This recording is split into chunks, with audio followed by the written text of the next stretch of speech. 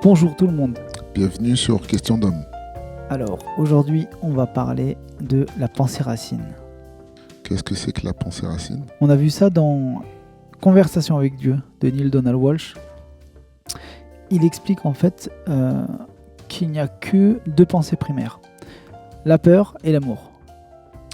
Qui sont des émotions dans lesquelles on peut trouver différentes déclinaisons, mais chaque déclinaison qu'on va trouver part de ces deux émotions principalement. C'est ça.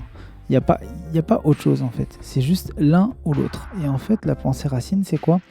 Transformer, plus exactement, c'est transformer la pensée racine, c'est lorsque tu as une idée en tête, une émotion, un sentiment, peu importe, tu dois juste te poser en fait cette simple question. Est-ce qu'il appartient à la peur ou est-ce qu'il appartient à l'amour? Donc, pensée racine. Donc, l'idée, c'est que parler de ce concept. Pourquoi? Parce que dans ce livre, il y a énormément de sagesse. Alors, Conversation avec Dieu, c'est quel que soit le degré de lecture que vous lui accordez, c'est-à-dire que vous pouvez prendre ça comme un livre religieux, vous pouvez prendre ça comme un roman, vous pouvez prendre ça comme un livre de développement personnel, vous pouvez prendre ça vraiment comme vous voulez. Mais il n'empêche que à l'intérieur de ce livre, il y a quand même des trésors de sagesse. Et il y a beaucoup de choses qu'on entend aujourd'hui dans les différentes personnes qu'on suit. Ça peut être sur les réseaux, sur YouTube, etc.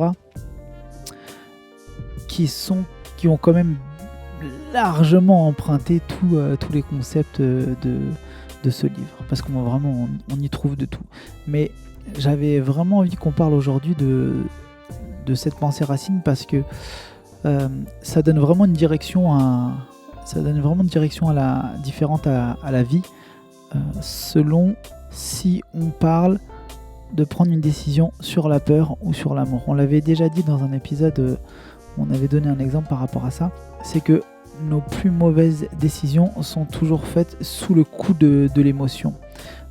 Par exemple, quand vous devez... Plus clairement sur la peur. Sur la peur, ouais, souvent. Parce que quand c'est dans l'amour, généralement, on est sur la bonne voie. Donc, en tout cas, vous pouvez être assuré d'une chose, c'est que lorsque vous allez prendre une décision qui sera basée sur la peur, c'est pas grave dans le sens où c'est justement le concept de transformer la pensée racine. Donc, dès que vous savez et vous avez pu identifier que vous êtes dans cette peur-là, transformer. Alors tu vas nous donner un bon exemple justement de transformation. On a une idée archi négative par exemple. Comment est-ce qu'on fait pour changer sa pensée racine? Donne-nous un exemple. Un exemple très concret, je me lève le matin, il fait pas beau. Je renverse ma tasse de café, je me frappe le pied contre le bord du lit. La majeure partie du temps, qu'est-ce qu'on va dire?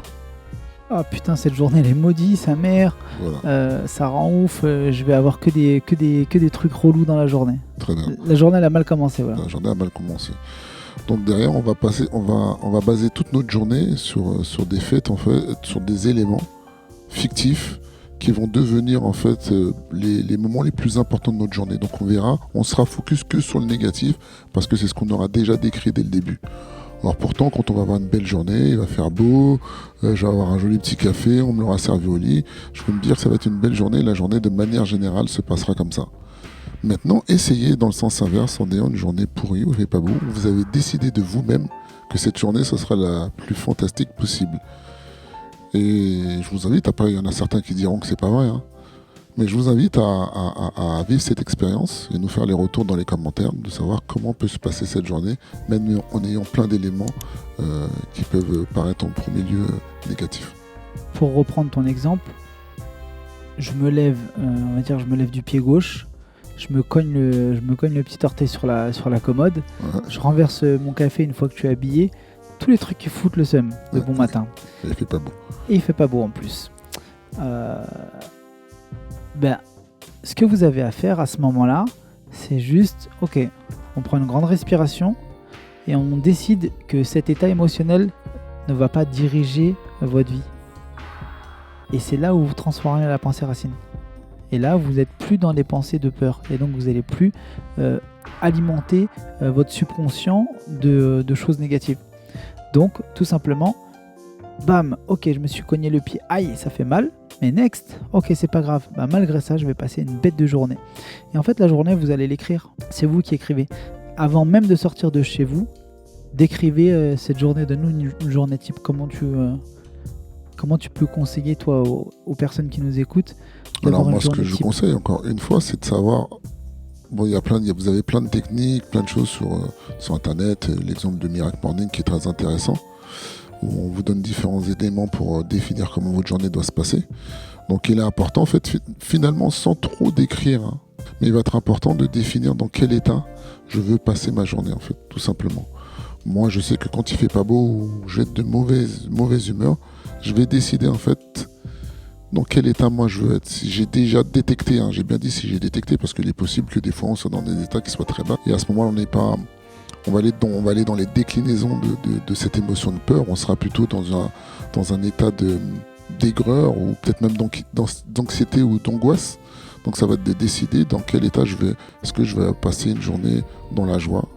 Est-ce que je veux décider de passer une journée pleine de gratitude? Est-ce que je vais passer une journée où je me développe, une journée avec de l'ouverture sur ce qui va se passer, ou réactif à ce qui peut se passer sur des opportunités? Donc finalement, ça va être vous à chaque fois. Vous allez prendre du pouvoir sur votre environnement et pas l'inverse. Parce que souvent, on va cibler à ces instants précis, on va cibler son attention sur toutes les choses négatives qui vont nous ramener à ce qu'on avait déjà prédéfini en début de journée. En conclusion, c'est de savoir repérer dans quel état on est à ce moment-là, état émotionnel. Parce que finalement, il n'y a pas de bien, il n'y a pas de mal. C'est de dire, ok, je sais qu'à ce moment-là, peut-être que je suis dans un état de colère, de frustration, peut-être d'animosité ou autre chose. Une fois que je l'ai repéré et que j'ai été en capacité de le repérer, qu'est-ce que je veux à la place? Tout simplement. Ok, et c'est le moment de changer sa pensée racine. Exactement. Sur ce, quoi qu'on pense Quoi qu'on dise, et quoi qu'on fasse, restez vous-même. les autres sont déjà pris.